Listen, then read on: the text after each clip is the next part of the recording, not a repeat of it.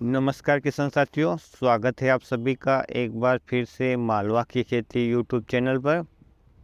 किसान साथियों, आज इस वीडियो में हम जानेंगे सोयाबीन के पौधे के विकास के जो विभिन्न चरण होते हैं उनके बारे में, तथा इसका हमारी फसल की पैदावार पे कितना असर हो सकता है यदि हम ये जान ले तो इसके बारे में बात करेंगे। तो किसान साथियों, जिस प्रकार एक मनुष्य शरीर की विभिन्न अवस्थाएं होती हैं, जैसे कि शिशु अवस्था होती है, बाल्यावस्था होती है, कुमार अवस्था होती है, किशोर अवस्था होती है, उसके बाद वो आदमी नवयुवक बन जाता है और अंत में वृद्धावस्था आती है और फिर उसकी मृत्यु हो जाती है। ठीक इसी प्रकार किसान साथियों, हमारी जो फसल है सोयाबीन, उसके पौधों के भी विभिन्न अवस्थाएं होती हैं, जिनमें बीज अंकुर से लेकर फसल की परिपक्व तक अवस्था होती है, यानी कटाई तक की अवस्था आ जाती है किसान साथियों। लेकिन इसे मुख्यतः दो भागों में बांटा गया है। पहला भाग होता है वेजिटेटिव स्टेज, यानी कि पौधे की वानस्पतिक वृद्धि होती है, और जो दूसरा भाग होता है किसान साथियों वो होता है रिप्रोडक्टिव स्टेज, यानी जो पौधों में फूल बनना, फूल से फली बनना, फली में दाना भरना और दाना पकना, ये दूसरे भाग यानी रिप्रोडक्टिव स्टेज में आता है।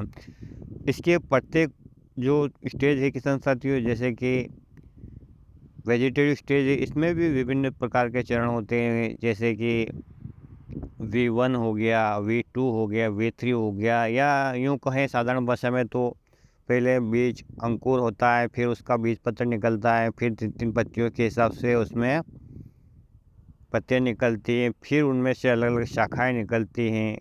और दूसरी स्टेज की बात करें किसान साथियों, तो उसमें आ जाता है पहला फूल निकलना सोयाबीन के पौधे में, जो रिप्रोडक्टिव स्टेज है। इसमें जो आता है सबसे पहला पार्ट आता है वो R1 आता है, फिर R2 आता है, R3 आता है। इस प्रकार से इसके विभिन्न चरण होते हैं। यदि हम इन चरण को समझ लेते हैं किसान साथियों, इसकी पहचान कर लेते हैं, तो निश्चित रूप से हम अपनी सोयाबीन की फसल का उत्पादन बढ़ा सकते हैं। क्योंकि हमारी फसल के विकास के विभिन्न चरण होते हैं, तो उसे उस समय जिस चरण में वो चल रही उस समय उसको क्या आवश्यकता है, किस प्रकार के माइक्रोन्यूट्रिएंट की उसे आवश्यकता है, किस प्रकार का उसे खाद चाहिए, उसे नमी की कमी तो नहीं है, या उसमें किसी फंगस का अटैक होने की संभावना कब ज़्यादा रहती है, पौधा किस अवस्था में कमज़ोर हो जाता है। यदि इसका बारे में हमें पता चल जाए तो निश्चित रूप से हमारी जो आने वाली प्रोडक्टिविटी है फसल की, हम उसके बारे में थोड़ा बहुत तो कुछ इजाफा कर सकते हैं किसान साथियों। तो यदि आप इसके बारे में जानना चाहते हैं क्रमबद्ध तरीके से, तो आप कमेंट करके मुझे बताएंगे, तो मैं निश्चित रूप से एक ऐसी सीरीज शुरू करूँगा जो शायद ही आपको किसी यूट्यूब चैनल पर अभी तक मिली हो। क्योंकि किसान साथियों, जब तक हम किसी भी फसल के बारे में वो ठीक तरह से जान नहीं पाते, उसे पहचान नहीं पाते, तो हम उसके उत्पादन में मन वांछित बढ़ोतरी करने के बारे में सोच भी नहीं सकते। तो किसान साथियों, कमेंट करके ज़रूर बताना को कि आपको इस सीरीज़ पे वीडियो चाहिए या नहीं।